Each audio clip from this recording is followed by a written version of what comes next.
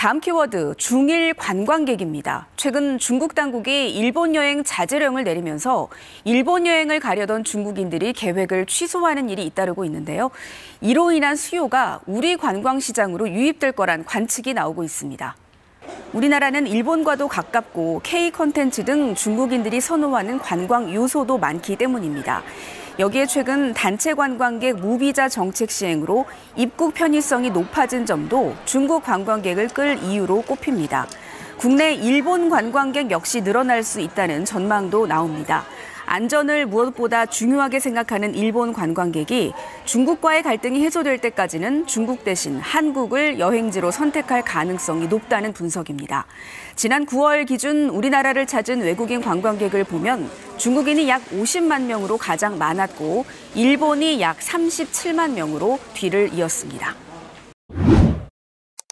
중국과 일본 관계인데 양국의 갈등이 최고조로 지금 치닫고 있으면서 중국이 사실상 한일령에 들어간 것 아니냐는 이야기가 나옵니다. 이제 발단이 된 게 다카이치 사나이 일본 총리의 발언 때문인데 어떤 말인지 잠깐 들어보겠습니다. 戦艦を使ってですね、そして武力の行使も伴うものであれば、これはどう考えても存立危機事態になりうるケースであると私は考えます。 그러니까 하나의 중국 기조를 가지고 있는 중국 입장에서는 상당히 거스리는 발언이었을 겁니다. 타이완에 군사 개입을 할 수도 있다. 이 말에 중국이 대응에 나선 건데 중국의 반발에 해당 발언을 수습하려고 마사키 아시아 대양주 국장이 파견돼서 중일 외교국장급 회담이 열렸는데 지금 영상 보시면 면담에서 중국 측 인사가 일본 국장을 꾸짖는 듯한 이런 편집된 영상이 중국 관영 매체 SNS에 올라오면서 논란이 지금 더 커지는 양상입니다. 한 가지 여쭤보겠습니다. 그러면 지금 우리도 이른바 한한령을 겪어봤잖아요. 근데 그때 경제적 손해가 수십조 원에 달한다 이런 통계 보고도 있었는데 아직 한일령이 본격화된 게 아닌가 싶기도 하지만은 벌써부터 수사함 관련돼서 제재를 가한다 이런 얘기도 나오고 있고요. 지금 일본 경제에 타격이 될 만한 소식들이 전해지는 것 같은데 이게 지금 계속 이어진다면 우리 입장에서는 어떤 경제적인 이득 혹은 손실 이런 것들을 좀 생각할 수 있을까 싶기도 합니다. 우리가 이제 한알령 나왔을 때 중국의 스타일 특징이 한알령이야라고 한알령을 하지 않거든요. 그냥 모른 척 은근슬쩍 하면서 그게 7, 8년을 가게 되는 거고 그렇죠. 현재 한일령이라고 일단 하겠습니다. 저는 시작됐다고 봅니다. 왜냐하면 소통 나오는 전원들이 일본으로 가는 모든 예약이 동시다발적으로 취소가 되고 있고요. 그 취소에 대해서는 희한하게도 지금 수수료를 물질 않고 있습니다. 여행사들이. 이거는 공안의 지시가 분명히 났다라고 볼 수가 있을 텐데 단기적으로 일본 쪽 타격들 먼저 보도록 하겠습니다. 이 관광만 하면 올 1월부터 9월 3분기까지 일본에 온 중국 관광객 타이완 합쳐서가 940만 명, 거의 1000만 명. 1000만 명입니다. 한 4분의 1도 넘습니다. 3분의 1 이상이 중국 관광객이기 때문에 일단 이들이 거의 제가 보기에는 반 이상은 안 옵니다. 이렇게 되면 말씀하신 대로 15조, 20조 가까운 이제 피해가 되는 건데 중국의 스타일이요. 한 번에 끝나지가 않고 끝까지 갑니다. 그러니까 이게 한일령이 나오게 된다면 관광객 안 가는 것뿐만이 아니라 또 히토류 제재 어떤 제재들이 또 이어갈지는 모르기 때문에 일본의 타격은 클 것 같고요. 이제 우리에게 어떤 영향이 중요한데 일단 아직은 체크는 안 되고 있는데요. 이제 전원들이 오잖아요. 중국 관광객들한테 일본 취소했으면 그 일정은 비어 있을 거 아닙니까? 그들의 한 절반 이상은 그냥 한국으로 교환해줘라는 이제 이야기들이 있다라고 합니다. 이건 한 달 정도 후가 되면은 확인이 될 것 같은데 아마 이런 기대감에 오늘도 이런 관광주들이 함께 좀 올라갔었는데요. 아마도 관광 쪽에서 일본으로 갈 중국 관광객들이 오게 된다면 우리 쪽 관광 내수에는 좀 득이 될 수가 있을 것 같다라고 볼 수 있겠습니다. 다카이치 일본 총리가 타이완 유사시 자위대 출동 가능성을 거론한 이후 중국과 일본의 갈등이 거세지고 있습니다.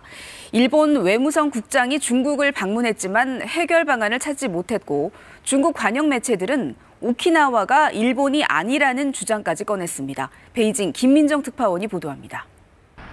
일본 여행 자제령까지 연일 계속되는 중국의 초강경 대응에 일본은 외무성 국장을 중국에 급파했습니다. 논란이 된 다카이치 총리의 타이완 관련 발언 배경을 설명하고 사태 해결을 모색하기 위해서입니다.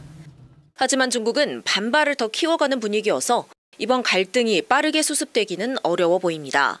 我们敦促日方本着对历史和双边关系负责的态度，停止越线玩火，收回错误言行，切实把对华承诺体现在实际行动上。 중국 관영 매체들은 다카이치 총리의 발언에 대해 군국주의의 혼을 불러들이는 것이라고 비판하고 오키나와는 일본이 아니다라는 주장까지 경쟁적으로 꺼내들고 나섰습니다. 외교 문제가 커지자 일본 내에선 야당을 중심으로 다카이치 총리에게 발언 취소를 요구하는 목소리도 있습니다. 하지만 취임 한 달을 앞둔 여론조사에서 지지율이 69%에 달한 만큼 다카이치 총리로서는 현 기조를 이어갈 가능성이 큽니다. 특히 지지 기반인 보수층 여론을 생각하면 타이완 유사시 군사 개입을 시사한 발언을 철회하긴 쉽지 않은 상황입니다. 다카이치 총리가 이번 주 G20 정상회의에서 리창 총리를 만나 사태 수습을 모색할 것이란 전망도 나오지만 중국 외교부는 회동 계획이 없다고 선을 그었습니다. 베이징에서 KBS 뉴스 김민정입니다.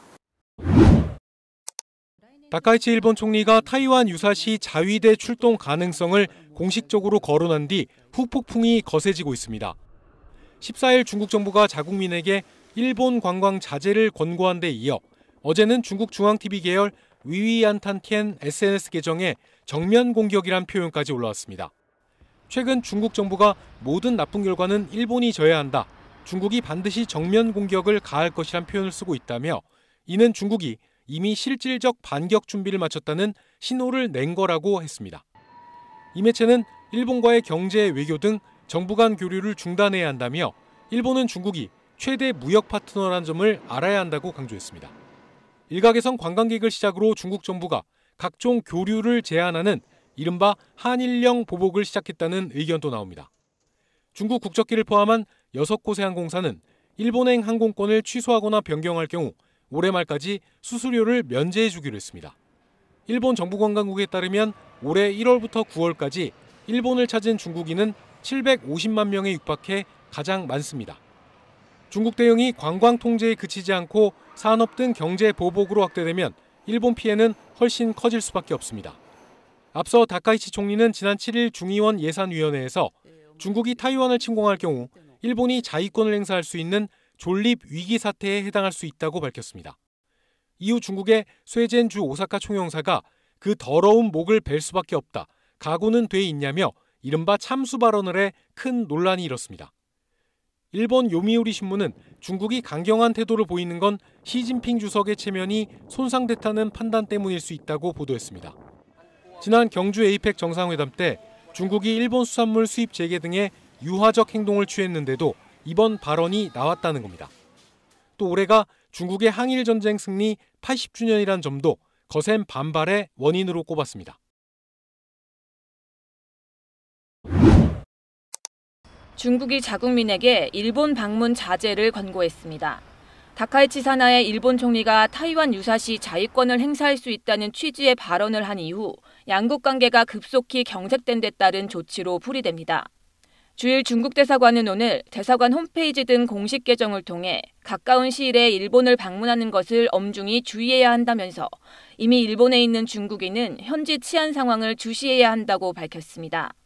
대사관은 최근 일본 지도자가 타이완과 관련해 노골적인 도발 발언을 공개적으로 해 중일 간 인적 교류 분위기를 심각하게 악화시켰다며 이로 인해 일본에 있는 중국인의 신체와 생명 안전에 중대한 위험이 초래됐다고 주장했습니다.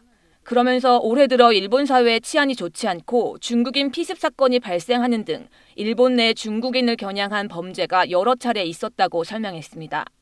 다카이치 총리는 지난 7일 중의원에서 일본 현직 총리로는 처음으로 타이완 유사시는 일본이 집단 자위권을 행사할 수 있는 존립 위기 사태에 해당할 수 있다고 밝혔습니다.